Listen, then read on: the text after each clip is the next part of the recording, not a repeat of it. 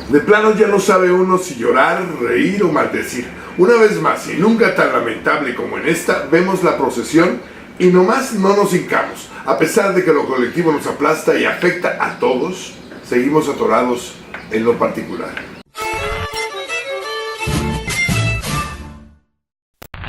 Parece que en este país lo demás termina siendo siempre lo de menos. Un clarísimo ejemplo son las reformas a la reforma educativa. Pasamos meses discutiendo a favor o en contra de la reforma del gobierno de Enrique Peña Nieto para terminar con una reforma que no dejó contento ni satisfecho a nadie. Bueno, quizá a Nuño, aunque nunca aprendió a leer. Es una reforma laboral y punitiva, opinaron muchos analistas y maestros. Mejorará de fondo la calidad de la educación pública y el nivel de los maestros, declaró el gobierno peñista. Pero luego ganó López Obrador con una ventaja histórica. El principal detractor de la reforma mal llamada educativa. Esa, la que dividió a la sociedad y maltrató la dignidad de los maestros, contraria a los postulados que promueven la cuarta transformación del país. Pero hasta ahora parece que seguiremos más preocupados y ocupados en lo adjetivo que en lo sustantivo. Sea cual sea el resultado, las reformas a la reforma educativa ya no tendrán el carácter laboral y punitivo como la de Peña Nieto.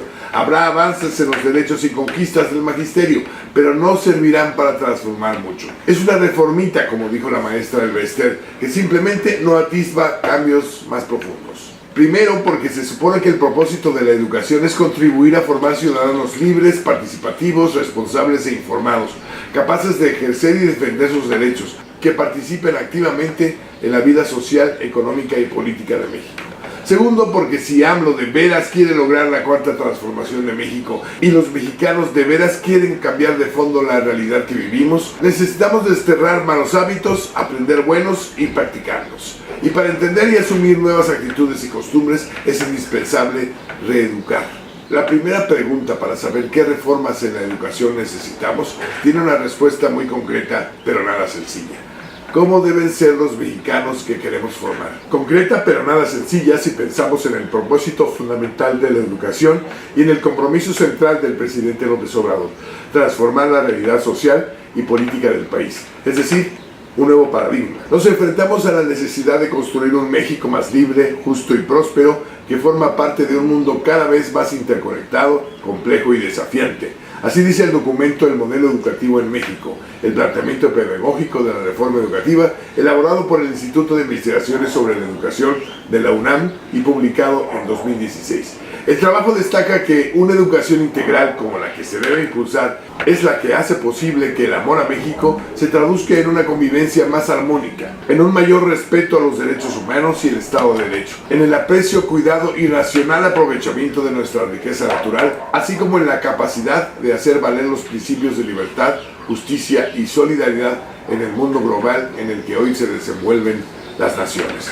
En cualquier circunstancia, el desafío sería enorme, pero pocas tan adversas, complicadas y urgentes como la que vive en México en estos días, porque la violencia y la muerte ya define a una generación de jóvenes, esa generación de la que los candidatos siempre hablan en sus campañas, jóvenes que necesitan reaprender a vivir en paz y sin miedo, porque el dinero, el poder, la fama y la apariencia física y el éxito sin mérito valen más que la inteligencia, el esfuerzo, la solidaridad y la honradez. Porque la política es sinónimo de corrupción y cinismo. Porque aprendieron a ver su país como una especie de Estados Unidos tropicalizado.